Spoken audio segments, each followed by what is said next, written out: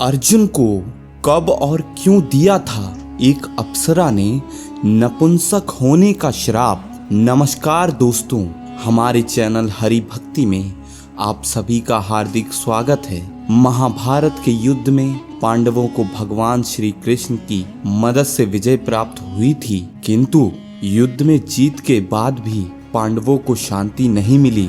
उनका जीवन कष्टों और चुनौतियों से भरा रहा था। महाभारत के युद्ध में अपने ही भाइयों का वध करने का दुख पांडवों के मन को हमेशा कचोटता रहता था और इस युद्ध में उन्हें अपने स्वयं के सभी पुत्रों की भी बलि देनी पड़ी थी। इसी तरह पांडुपुत्र अर्जुन के जीवन का भी एक सत्य ऐसा है जिसके बारे में बहुत कम लोग जानते हैं। उर्वशी स्वर्ग की अप्सरा थी और एक बार उसकी नजर अर्जुन पर पड़ गई। एक दिन स्वर्ग में चित्रसेन अर्जुन को संगीत और नृत्य की शिक्षा दे रहे थे और उस समय वहां पर इंद्र की एक अप्सरा उर्वशी आ गई और उसने अर्जुन का बल और आकर्षण बहुत पसंद आया। उसने पांडुपुत्र अर्जुन पर मोहित होकर उससे विवाह करने की इच्छा जताई। उर्वशी ने अर्जुन से कहा कि मैं तुमसे विवाह करके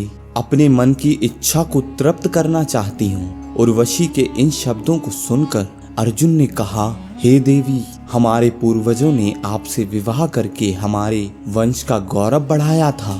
इस नाते आप हमें माता तुल्य हैं। मैं आपके साथ विवाह नहीं कर सकता हूँ। अर्जुन की इन बातों को सुनकर उर्वशी को अपमान महसूस हुआ। क्रोधित होकर उर्वशी ने कहा, तुमने नपुंसकों जैसे वचन कहे हैं और तुम्हारी इस बात से नाराज होकर मैं तुम्हें 1 साल तक नपुंसक होने का श्राप देती हूँ। इतना कहकर उर्वशी वहां से चली गई और अर्जुन की एक बात ना सुनी। जब इंद्रदेव को उर्वशी और अर्जुन के बीच हुई इस घटना के बारे में पता चला तो उन्होंने अर्जुन से कहा कि तुमने उर्वशी के साथ जैसा व्यवहार किया है उसका फल तो तुम्हें जरूर मिलेगा।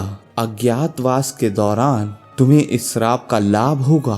अज्ञातवास के 1 साल के दौरान ही तुम नपुंसक रहोगे और अज्ञातवास पूर्ण होने के बाद तुम्हें दोबारा पुरुषत्व की प्राप्ति होगी। इंद्रदेव की इस बात को सुनकर अर्जुन का मन शांत हुआ। इसके बाद अज्ञातवास के दौरान अर्जुन ने किन्नर का रूप धारण किया था। वो 1 साल तक किन्नर के रूप में राजा की सभा में नृत्य आदि सिखाया करते थे और इस दौरान किसी को भी इस बात का आभास नहीं था कि किन्नर के रूप में स्वयं अर्जुन है।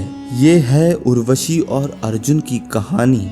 जरा सोचो, अगर कोई पांडु के 5 पुत्रों और द्रौपदी को अज्ञातवास के दौरान पहचान लेता तो उनका वनवास खत्म होने की बजाय फिर से शुरू हो जाता।